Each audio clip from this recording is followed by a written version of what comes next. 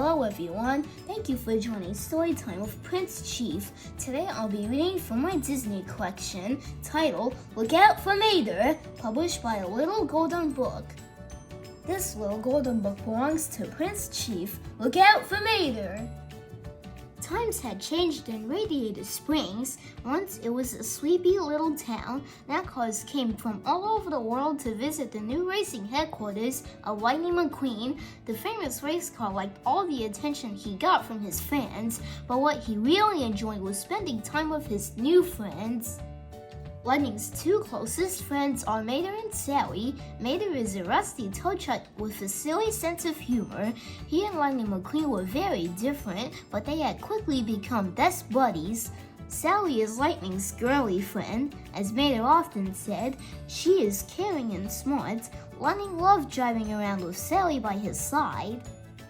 One day, Sally and Lightning drove to a cliff overlooking a gravel pit. That seems like a fun place to race, said Lightning. I'll have to bring Mater there. Please don't, Sally begged. I'm always warning Mater that this place is dangerous. I don't want to worry while I'm out of town the next few days. Promise me you'll look out for Mater while I'm away. Back in town, Lightning was sadly rolling along Main Street when Mater came up beside him. "Aw, shoot, are you moping 'cause Miss Sally went away?" Mater asked his friend. "You need some Mater-style fun!" Even though Lightning wasn't in the mood, he knew he better go along. After all, he had promised Sally he would look out for Mater. Before long, Mater was speeding toward a grassy hill. "Slow down!" yelled Lightning, but Mater kept on going. The tow truck honked his horn and flew over the hill with a big grin. Next, Mater drove down the winding dirt road. "Backwards? You're crazy!" Lightning called to him. "Turn around!" "Nah, it's more fun when you're looking the other way," Mater said, chuckling. As the sun began to set, Mater insisted on going to one last place, the gravel pit. "We can't go down there," Lightning said. "I promised Sally." Before the race car could even finish his sentence, Mater was revving his engine and speeding around the pit. "Come on down!" cried Mater. "This is fun!" Lightning realized that if he wanted to look out for Mater, he had better stay close to him, so the race car slowly inched his way down the slippery slope. Mater rushed by, leaving Lightning behind in a cloud of dust. Just then, the two friends heard a loud ahem! An angry bulldozer was coming up behind them. "Stop messing up my gravel!" he yelled. "This pit is not for playing in!" "Goop, guess it's time to go," cried Lightning. "Right behind you, buddy," replied Mater. The next day, Mater had a surprise for his friend. Lightning followed Mater to the gravel pit. "No way!" shouted Lightning. "Let's find a safe place to have fun." "Shh!"